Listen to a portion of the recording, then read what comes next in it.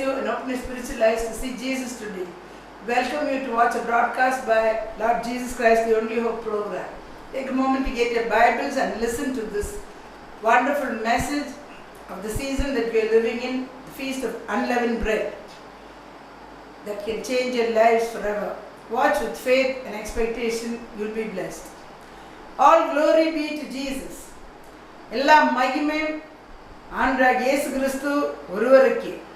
I praise God and thank Him for giving me this wonderful opportunity and great privilege to speak about the Feast of Unleavened Bread, the second feast in the Feast of Passover in this festival season. ஆண்டவராகிய இயேசு கிறிஸ்து இந்த முதல்ல பஸ்கா பண்டிகையோட ரெண்டாவது பண்டிகை, 3 பண்டிகை இருக்குது, அதில் ரெண்டாவது பண்டிகை புளிப்பில்லா அப்ப பண்டிகை பற்றி இந்த நாட்களில் பேசும்படிக்கு கிருபை செய்தபடியால் எனக்கு கொடுத்த மகாபெரிய ஸ்லாக்கியத்துக்கும் பாக்கியத்துக்கும் நன்றியோடு அவரை துதிக்கிறேன். Hallelujah. Greetings to all my wonderful viewers in the matchless name above all names, our Lord and Savior Jesus Christ. எல்லா பரிசுத்தவான்களுக்கும் கேட்டுக்கொண்டிருக்கிற ஒருத்தருக்கும் ஆண்டவராகிய இயேசு கிறிஸ்துவின் மேலான நாமத்தில் வாழ்த்துக்களை நான் தெரிவிக்கிறேன். Hallelujah. The next 20 minutes revelation from God's word regarding Holy Communion is going to change your lives forever. அடுத்த 20 நிமிஷத்தில் வேத வசனத்திலிருந்து ராபோஜனத்தை பற்றி, பரிசுத்த பந்தியை பற்றி நீங்கள் கேட்க போகிற வெளிப்பாடு உங்கள் வாழ்க்கையை முற்றிலும் நித்தியத்துக்கு மாற்ற போகிறது. If you need prayer, call that number on the screen. Whatever situation you are in, the instant you call on the Lord Jesus Christ, His Spirit will come there and change it. உங்களுக்கு ஜெபம் தேவைப்பட்டால் நீங்கள் அந்த telephone நம்பரில் கூப்பிடுங்கள். எப்பேற்பட்ட சூழ்நிலையில் நீங்கள் இருந்தால் கூட அச்சனமே ஆண்டவராகிய இயேசு கிறிஸ்துவோட பரிசுத்த ஆவி அந்த இடத்துல வந்து அந்த சூழ்நிலையை முற்றிலும் மாற்றுவார். Shall we constrain him to come? அவரை வருந்தி அழைப்போமா? இஸ்ரவேலன் ஜனமே என்றும் இடறிட வேண்டாம், யெகோவாவின் தெய்வமானார் ஏதும் பயம் வேண்டாம், யெகோவாவின் தெய்வமானார் ஏதும் பயம் வேண்டாம். ஷதரபரபரிரா. Hallelujah. Hallelujah. Last week we saw that the Passover meal of the Old Testament was the Lord's Supper or Holy Communion, which we partaken in the New Testament day to day. போன வாரத்து செய்தியில் நாம் எதை பற்றி பார்த்தோம்? பஸ்கா போஜனத்தை பற்றி பார்த்தோம்.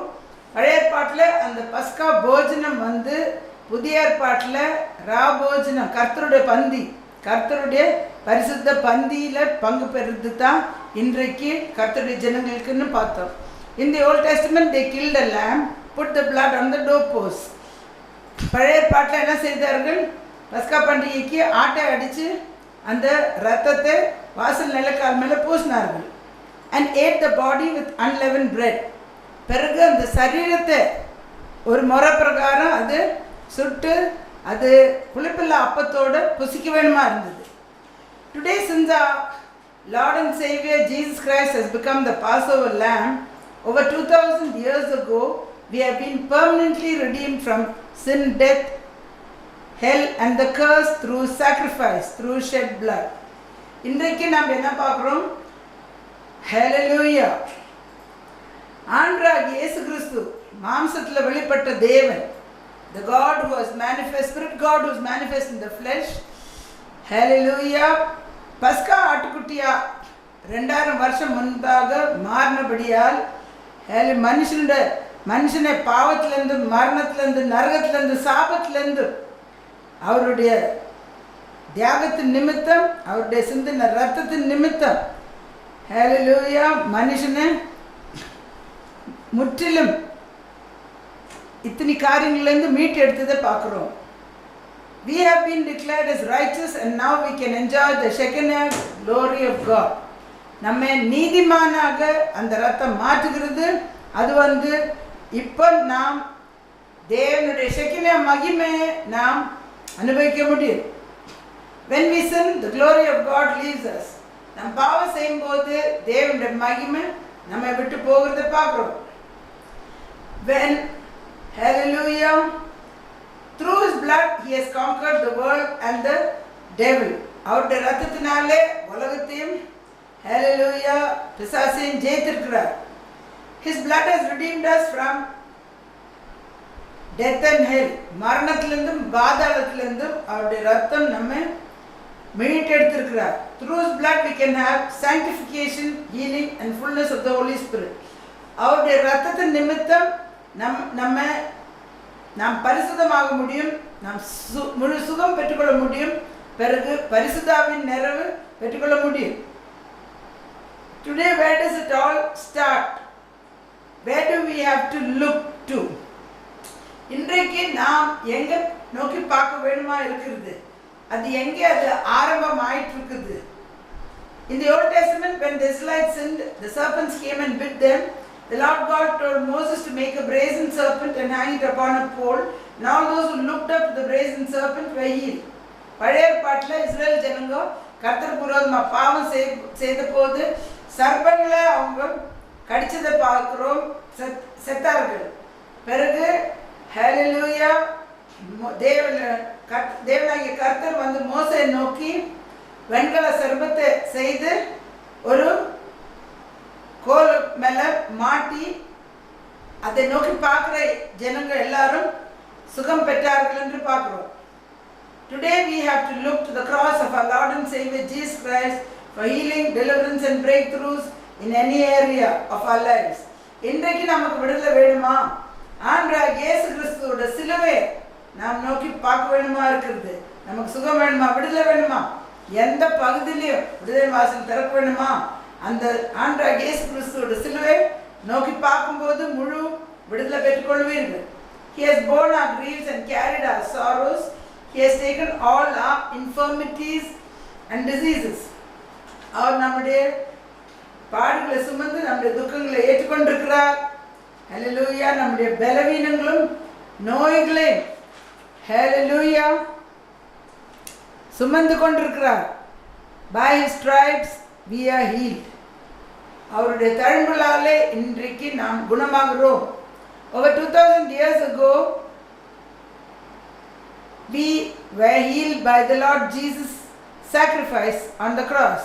2000 வருஷத்துக்கு முன்பாகவே ஆண்டவராகிய இயேசு கிறிஸ்து சிலுவையில் செய்த தன்னை பலியாக்கினபடியால் ஹல்லேலூயா நாம் அன்றைக்கே சுகத்தை பெற்றுக்கொண்டிருக்கிறோம்.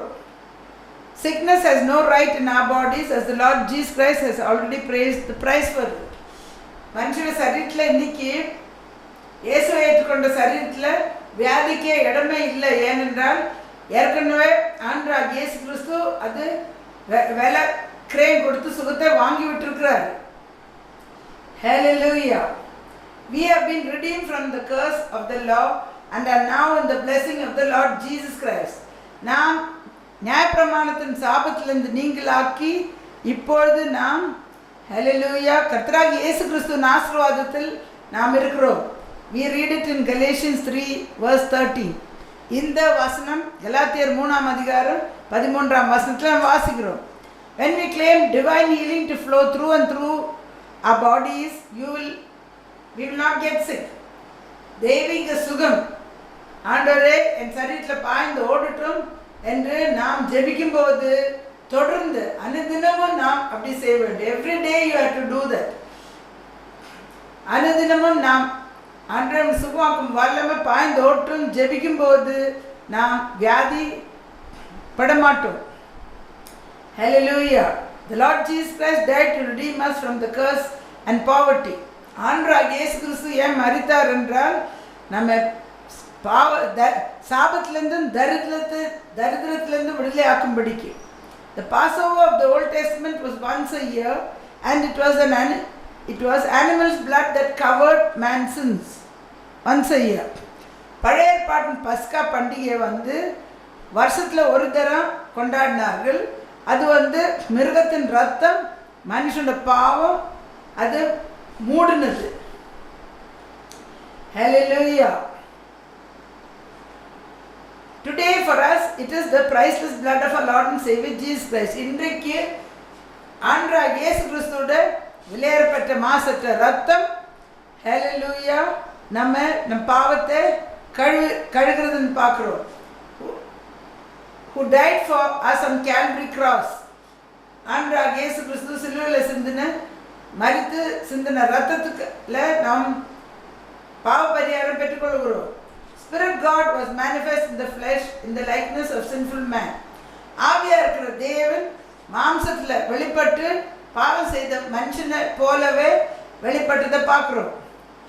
First they were added to the church through immersion baptism according to Acts 2:38 in Jesus name for the remission of man's sins. முதலாவது என்ன நடந்தது பார்க்கிறோம். முழுக்க ஞானஸ்நானம். அப்போஸ்தலர் நடபடிகள் 2ஆம் அதிகாரம் 38ஆம் வசனத்தில் இயேசு நாமத்தில் முழுக்க ஞானஸ்நானத்தில் அவர்கள் பாவ மன்னிப்பு பெற்றுக்கொண்டு சபையில் சேர்த்து கொண்டார் என்று அப்போஸ்தலர் நடபடிகள் 2ஆம் அதிகாரத்தில் வாசிக்கிறோம். They were added to the church, we read in Acts chapter 2. After taking immersion baptism and being added to the church, you have to partake in the Passover meal or the Lord's Supper every month for sanctification. பிறகு முழுக்க ஞானஸ்நானம் ஒரு தடவை எடுத்துட்டு பிறகு சபையில் சேர்த்து கொள்ளப்பட்ட பிறகு நீங்கள் அந்த பஸ்கா போஜனம் ஆகிய ராபோஜனத்தை மாசமே பரிசுத்தமாக்கும்படி ஆக்குதல் பெற்றுக்கொள்ளும்படிக்கு பங்கு பெற வேண்டும். Baptism is once, but Holy Communion must be held at least twice a month in all churches. ஞானஸ்நானம் உண்மையான ஞானஸ்நானம் எடுக்கலன்னா அந்த ஒரே கர்த்தர் ஒரே விசுவாசம் ஒரே ஞானஸ்நானம் அது உண்மையான ஞானஸ்நானம் தான். தண்ணியில் முக்கினா ஞானஸ்நானம் ஆகாது. So after you take baptism once, so many people what they do, they taken some wrong baptism also, and they say that I have taken once baptism, now I cannot take another one. The one Lord, one faith, one baptism of the Bible is the Acts 2:38 baptism. If you have not taken that baptism, then that is not baptism. Your clothes have just got wet, but the dirt has not gone. அப்போ ஒரே கர்த்தர் ஒரே விசுவாசம் ஒரே ஞானஸ்நானம் அது அப்போஸ்தலர் 2:38 கொடுத்த இயேசு கிறிஸ்து நாமத்தில் பாவ மன்னிப்புக்கு என்று கொடுத்த ஞானஸ்நானம் தான். அப்போ ஏற்கனவே நீங்கள் வேற ஏதோ தவறான ஞானஸ்நானம் எடுத்துட்டு நாங்கள் ஒரே ஞானஸ்நானம் எடுத்துட்டேன்னு சொல்ல முடியாது. ஏனென்றால் அழுக்கு துணி நஞ்சிட்டு தான் இருக்குது, அழுக்கு போகல. Hallelujah. So once you take the right baptism, hallelujah, and you have to partake of Holy Communion. சபைகளில் பரிசுத்தமாக்குதல் வேணுமென்றால் ஒரு மாசத்துல 2 முறைன்னா ராபோஜனத்தை ஆராதனை வைக்கணும். It is very, very essential to partake of Holy Communion at least twice a month for sanctification, healings and deliverances. ரொம்ப ரொம்ப முக்கியமான காரியம் என்னவென்றால் மாசத்துல 2 முறை என்றால் சபையில் ராபோஜன பந்தியில் பங்கு பெற வேணும். பாவ மன்னிப்பு பெற்ற ஜனங்க என்ன பண்ணணும், 2 முறைன்னா பங்கு பெற வேண்டும். அப்போ பரிசுத்தமாக்கப்படும், சுகம் பெற்றுக்கொள்ள முடியும், விடுதலை பெற்றுக்கொள்ள முடியும். It is like having bath once a year. Your body will die of uncleanness as it is in the natural, so in the spiritual. வருஷத்தில் ஒரு வாட்டி குளிக்கிறத போல தான் அது இருக்குது. அப்போ வருஷத்தில் ஒரு வாட்டி நம்ம குளித்தா நம்ம சரீரம் கெட்டு அசுத்தத்தோடு கெட்டு அழிந்து போய்விடும். இயற்கையாக எப்படி அது இருக்குதோ ஆவிக்குரிய வழியில் கூட அப்படியே தான். In 1 Corinthians 11 verse 26, Apostle Paul writes, "For as often as you eat this bread and drink this cup, you do show the Lord's death till he come." 1 Corinthians 11:26 வசனத்தில் அப்போஸ்தலனாகிய பவுல் எழுதுகிறது என்னவென்றால்,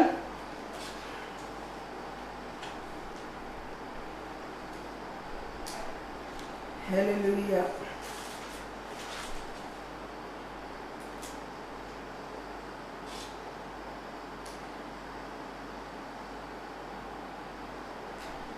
இப்படி இருக்க எவன் அபாத்திரமாய் கர்த்தருடைய அப்பத்தை புசித்து அவருடைய பாத்திரத்தில் பானம் பண்ணுகிறானோ அவன் கர்த்தருடைய சரீரத்தையும் இரத்தத்தையும் குறித்து குற்றமுள்ளவர் இருப்பார். 26 தமிழில் வருது. ஆகையால் நீங்கள் இந்த அப்பத்தை புசித்து இந்த பாத்திரத்தில் பானம் பண்ணும் போதெல்லாம் கர்த்தர் வரும் அளவும் அவருடைய மரணத்தை தெரிவிக்கிறீர்கள்.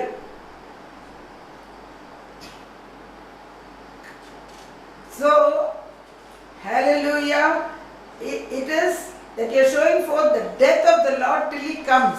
This is not once a year. அப்போ நீங்கள் வந்து என்ன செய்கிறீர்கள்? எத்தனை முறை நீங்கள் ராபோஜனம் எடுக்கிறீர்களோ அத்தனை முறையும் கர்த்தருடைய மரணத்தை அவருடைய 2ஆம் வருகை வரைக்கும் நீங்கள் தெரிவித்து கொண்டு இருக்கிறீர்கள். It is not animal's blood once a year that provides covering for man's sins, but the Lord Jesus Christ himself became the once and for all sacrifice, as we read in Hebrews 10 verse 12 to 14. அப்போ இப்போ நமக்கு மிருகத்தின் ரத்தம் வருஷத்தில் ஒரு தரம் மனுஷனோட பாவத்தை மூடுகிறதல்ல. இப்பொழுது ஆண்டவர் இயேசு கிறிஸ்து தாமே நமக்கு ஒரே தரம் அவர் நமக்காக பலியாக இருக்கிறார், ரத்தம் சிந்தி இருக்கிறார். எபிரேயர் 10ஆம் அதிகாரம் 12 to 14 நாம் வாசிக்கும் போது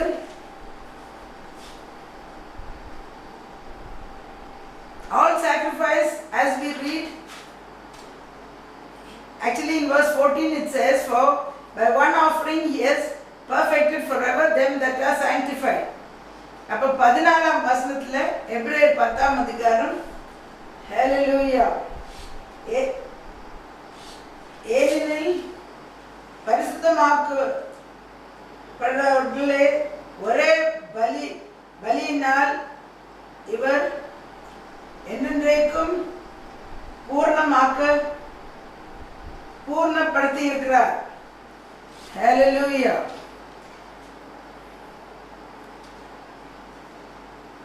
Many of them, what are they doing? People are sick today and are dying condition because they are taking Holy Communion unworthily. இன்னைக்கு கர்த்தருடைய ஜனங்க அநேகர் வியாதிப்பட்டு மரண தருவால கூட இருக்கிறார்கள். ஏனென்றால் ராபோஜனத்தில் அபாத்திரமாக பங்கு பெறுறபடியார். We read in 1 Corinthians 11 27 to 31. அப்போ 1 கொரிந்தியர் 11ஆம் அதிகாரத்தில் 27 to 31 வசனம் எல்லாருக்கும் தெரியும் இந்த வசனங்க. ஆனால் அவங்க அது பிரகாரம் சேத தொட்டு இன்னைக்கு இந்த மாதிரி நிலைமையில் இருக்கிறார்கள். Old Testament was the shadow of things to come. New Testament is the real thing. பழைய ஏற்பாடு வரப்போகிற காரியங்களுக்கு நிழலாட்டமாக இருந்தது. புதிய ஏற்பாட்டில் மெய்யான பொருளை வெளிப்படுறதை பார்க்குறோம். Hebrews chapter 8 verse 5, who serve unto the shadow of heavenly things, that as Moses was admonished of God when he was about to make the tabernacle. For see, he said, that you make all things according to the pattern showed to you in the mount. Hallelujah. எபிரேயர் 8:5 வசனத்தில் ஹalleluya, இதெல்லாம் பரலோகத்தின் நிழலாட்டமா ஹalleluya இருந்தது. மோசேக்கு தேவனாய் கர்த்தர் என்ன சொன்னார் என்றால், ஆசரிப்பு கூடாரத்தை மலையில் காட்டப்பட்ட மாதிரியின் பிரகாரம் செய்ய வேண்டும் என்று. So what do we have to do? அப்போ இன்றைக்கு நாம் என்ன செய்ய வேண்டும்? Often till his second coming is what is written. அவருடைய 2ஆம் வருகை வரைக்கும் அடிக்கடிக்கு ராபோஜனத்தை செய்யணும்னு இப்போ வாசித்தோம். Remember his death for you on the cross. அவர் உங்களுக்காக சிலுவையில் மரித்ததை நீங்கள் நினைக்க வேண்டும் என்று. You are showing forth his death. நீங்கள் என்ன செய்கிறீர்கள்? அவருடைய மரணத்தை தெரிவிக்கிறீர்கள். We must be continuously meditating on the cross of our Lord and Savior Jesus Christ, not only in Lent season.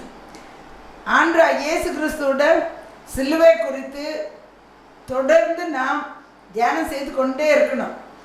இந்த தபஸ் நாட்கள் மட்டும்தான் முக்கால்வாசி ஜனங்க அப்படி செய்கிறார்கள். தொடர்ந்து எப்பொழுதும் அந்த சிலுவை குறித்து நாம் தியானம் செய்து கொண்டிருக்க வேண்டும். In 1 Corinthians 2nd chapter verse 2, Apostle Paul says, "For I determined not to know anything among you save Jesus Christ and Him crucified." Hallelujah.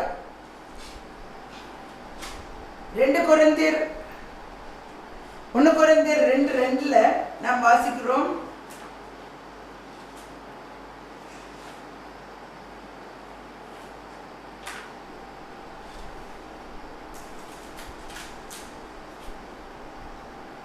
இயேசு கிறிஸ்துவே சிலுவையில் அறையப்பட்டவர்களா என்று வேற ஒன்றையும் உங்களுக்குள்ளே அறியாது இருக்க தீர்மானித்திருக்கிறேன். Hallelujah. He made a decision. அவர் என்ன பண்ணாரு?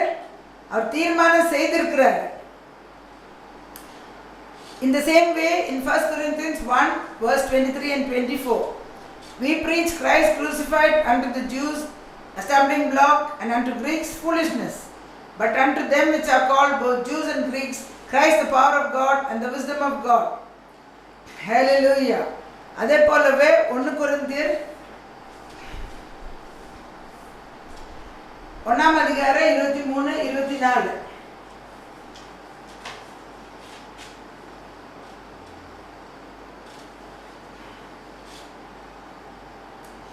நாங்களோ சிலுவையில் அறையப்பட்ட கிறிஸ்துவை பிரசங்கிக்கிறோம். அவர் யாதொரு இடரிலும் லேயும் குறித்து பேசுகிறோம் என்று சொல்லி அப்போஸ்தலனாகிய பவுல் இங்கே சொல்லுகிறார். ஆகிலும் யூதனுக்கும் ஹல்லேலூயா. இங்கே நாம் என்ன பார்க்குறோம்? யூதர்களுக்கு எடலுக்கேற்ற கல்லாக இருந்தது, கிரேக்கருக்கு பைத்தியமாக தோன்ற பிரசங்கமாக இருந்தது சிலுவையில் அறைந்த இயேசு. ஆனாலும் அழைக்கப்பட்ட எல்லாரும் யூதர்களாக இருந்தாலும் கிரேக்கராக இருந்தாலும் இயேசு கிறிஸ்து யாராக இருக்கிறார்? தேவனுடைய வல்லமையும் ஞானமுமா இருக்கிறார். Hallelujah. The same two groups are there today. Also Jews a stumbling block and Greeks foolishness. இன்றைக்கு கூட இந்த ரெண்டு கூட்டங்கள், யூதர்களே இருக்கிறாங்க, கிரேக்கரும் இருக்கிறாங்க. ஒருத்தருக்கு அது எடல் கேட்ட கல்லாக இருந்தது, இன்னும் கிரேக்கர்களுக்கு பைத்தியமாக தோணுது. So he writes in 1 Corinthians 1 verse 18 also, "For the preaching of the cross is to them that perish foolishness, but unto us which are saved it is the power of God." அப்போ 1 கொரிந்தியர் 1:18 நாம் வாசிக்கிறோம், சிலுவை பற்றிய உபதேசம் கெட்டு போகிறவர்களுக்கு பைத்தியமா இருக்கிறது, ரட்சிக்கப்பட்டவர்களுக்கோ நமக்கோ அது தேவ பலனா இருக்கிறது. Hallelujah. Rabara shata rabari. Also hallelujah. In Matthew chapter 12 verse 40, the sign of Jonas was given. They were asking for a sign. அவர்கள் மத்தேயு சுவிசேஷம் 12:40 39-40 அவர்கள் இயேசு கிறிஸ்து இடத்துல இந்த கூட்டங்கள் அடையாளத்தை கேட்டார்கள். அப்பொழுது hallelujah, for as Jonas was 3 days and 3 nights in the whale's belly, so shall the Son of Man, hallelujah, be 3 days and 3 nights in the heart of the earth. Hallelujah. மத்தேயு 12:40.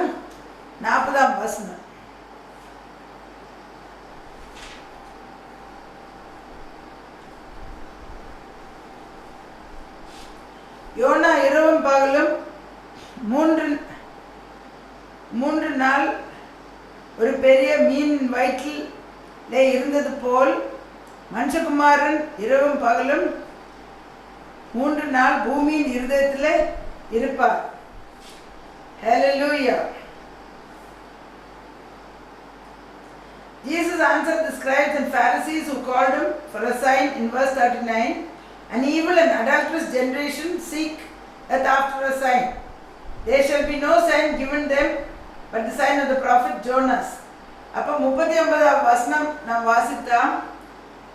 அவருக்கு அவர் பிரதியுத்தரமாக, இந்த பொல்லாத விபசார சந்ததி அடையாளத்தை தேடுகிறார்கள், ஆனாலும் யோனா தீர்க்கதரிசியின் அடையாளமன்றி வேற அடையாளம் இவர்களுக்கு கொடுக்கப்படுவதில்லை. In the second chapter, hallelujah, of the book of Jonah, we read about him suffering in the fish's belly. இரண்டாம் அதிகாரம், hallelujah, யோனா புத்தகத்தில் மீனின் வயிற்றில் யோனா அவஸ்தைப்பட்டு கொண்டிருக்கிறத பற்றி நாம் வாசிக்கிறோம். We see it being compared to the Lord Jesus Christ being separated from the Spirit of the Father 3 days and 3 nights in hell, suffering just as a man. இது YONO 3 இரவும் பகலும் மீனின் வயிற்றில் இருந்த போல, இது ஆண்டவராகிய இயேசு கிறிஸ்து இருதயத்தின் அல்லது பாதாளத்தில் இருதயத்தின் பூமியின் இருதயத்தில் இருந்து தன்னுடைய ஆவியான பிதாவு இடத்துலேருந்து தூரமாய் மாம்சத்திலேயே பாடுபட்டதை 3 இரவும் 3 பகல் பற்றி யோனா எப்படி மீன் வயிற்றில் இருந்தது போல சொல்லுகிறது. That is revealed in the garden of Gethsemane also. When Jesus was suffering, his sweat became drops of blood. இது கெத்செமனே தோட்டத்தில் கூட இயேசு கிறிஸ்து ஜெபிக்கும் போது மாம்சத்தில் ரத்தம் வேர்வை ரத்தமாக மாறினது. He says that if this cup will depart from me, let it depart. If not, let your will be done. இந்த பாத்திரம் என்னை விட்டு நீங்க முடியுதுன்னா நீங்கட்டும், இல்லைன்னா தேவனுடைய சித்தம் நடக்க வேண்டும் என்று ஒப்பு கொடுத்தார். In Revelation chapter 1 verse 18, we read the Lord Jesus saying to St. John, "Fear not, I am the first and the last. I am he that liveth and was dead, and behold, I am alive forevermore. Amen. And have the keys of hell and death." அப்பொழுது வெளிப்பாட்டின் விசேஷத்தில் 1ஆம் அதிகாரம் 17-18 நாம் என்ன பார்க்குறோம், நம்ம என்ன வாசிக்கிறோம்? கர்த்தராகிய இயேசு கிறிஸ்து பரிசுத்த யோவானிடத்தில் சொல்லுகிறத, பயப்படாதே, நான் முந்தினவரும் பிந்தினவரும் ஆயிருக்கிறேன், இதோ மரித்தேன், சதா காலம் உயிரோடு இருக்கிறேன். ஆமென். மரணத்தின் பாதாளத்துக்கும் திறவுகோல் உடையவராக இருக்கிறேன். So to take the keys of the kingdom of heaven, he had to go there. பரலோக ராஜ்யத்தின் திறவுகோல் எடுக்கும்படிக்கு அந்த இடத்துக்கு போக வேண்டியதாக இருந்தது. He is the first begotten from the dead. மரித்தோரில் முதல் பேரானவனாக இருக்கிறார். He rose again first from the dead and gave Apostle Peter the keys of the kingdom of heaven. மரித்தோரிலிருந்து முதல் இருந்து அப்போஸ்தலனாகிய பேதுருக்கு பரலோகத்தின் திறவுகோலை கொடுத்தார். அவர் as he promised in Matthew 16 verse 19, மத்தேயு 16:19 வாக்குத்தத்தம் பேதுருக்கு கொடுத்த பிரகாரம் அவர் பரலோக ராஜ்யத்தின் திறவுகோலை பேதுருக்கு கொடுத்தார். I will give you the keys of the kingdom of heaven, and whatsoever you shall bind on earth shall be bound in heaven, whatsoever you shall loose on earth shall be loosed in heaven. அப்பொழுது மத்தேயு 16:19 நம்ம என்ன வாசிக்கிறோம்? நான் பரலோகத்தின் திறவுகோலை உங்களுக்கு தரேன்னு சொல்லி இயேசு கிறிஸ்து பேதுரு இடத்துல சொன்னார். பூமியில் எது நீ கட்டுவியோ அது பரலோகத்தில் கட்டப்படுவா, பிறகு பூமியில் எது கட்டாவுத்து விடுறியோ பரலோகத்தில் அது கட்டாவுக்கப்படும். To know all these things, you have to have a thing called revelation. If you have the spirit of revelation, no man need tell you. All the knowledge will be in your head. இந்த காரியங்களை நீங்கள் அறிய வேண்டும் என்றால் அந்த வெளிப்பாட்டின் ஆவி உங்களுக்கு வேணும். அப்போ அந்த பரிசுத்தாவின் அபிஷேகம், வெளிப்பாடு கொடுக்குற அபிஷேகம் உங்களிடத்துல இருந்தால் எந்த மனுஷனும் உங்களுக்கு ஒன்றும் சொல்ல வேண்டிய அவசியம் இல்லை. அந்த பரிசுத்தாவி உங்களில் இருந்தால் அந்த அறிவு உங்கள் தலையில் இருந்தே இருக்கும். If you are planning to go to heaven today, then you need the revelation of Peter, only had out of the 12 disciples. நீங்கள் இன்றைக்கு பரலோகத்துக்கு போக விரும்பினால், பேதுரு 12 சீஷர்களில் பேதுரு ஒருவருக்கு தான் இந்த வெளிப்பாடு வந்தது. அந்த பேதுருக்கு இருந்த வெளிப்பாடு உங்களுக்கு இல்லைன்னு சொன்னால் பரலோகத்துக்கு நீங்கள் போக முடியாது. He has the keys to the kingdom of heaven. பேதுரு கையில் தான் இயேசு கிறிஸ்து பரலோகத்தின் திறவுகோலை கொடுத்தார். He has to let you in, not the Lord Jesus. Never forget. பரலோகத்துக்குள்ளே பேதுரு தான் உங்களை உள்ள அனுப்பணும். கர்த்தராகிய இயேசு கிறிஸ்து கிடையாது, மறக்கவே கூடாது. If you keep on saying he was a man and might have done wrong about baptism in Acts 2:38, we will do as Jesus say, he will not let you enter into heaven. நீங்கள் வந்து பேதுரு மனுஷனாக இருந்தது, அவர் தப்பாக ஞானசானம் கொடுத்துருப்பாங்க, அப்போஸ்தலர் 2:38 பிரகாரம் தப்பாக பண்ணியிருக்கலாம். அப்பொழுது நாங்கள் இயேசு கிறிஸ்து சொல்கிறது மட்டும்தான் பண்ணுவோம்னு சொல்லிக்கொண்டிருந்தா பரலோகத்துக்குள்ளே பிரவேசிக்க முடியாது. Hallelujah. I'm going to pray for you now. இப்போ நான் உங்களுக்காக ஜெபிக்க போகிறேன். இஸ்ரவேலின் துதிகள் வாசம் செய்கிற மகா பரிசுத்த தேவனே, நன்றியுடைமை துதிக்கிறோம். கர்த்தாவே, இந்த பஸ்கா பண்டிகையிலேருந்து பெண்டிகாஸ் பண்டிகையில் கர்த்தாவே கடந்து போகிற மாதத்தில் நாங்கள் இருக்கிறோம். இந்த நாட்டில் கர்த்தாவே இந்த ஜனங்கள் மேலே கர்த்தாவே வெளிப்பாட்டின் ஆவியை ஊற்ற வேணுமா ஜெபிக்கிற, உயிர் தெரிந்த வல்லமை அபிஷேகத்தை ஊற்ற வேணுமா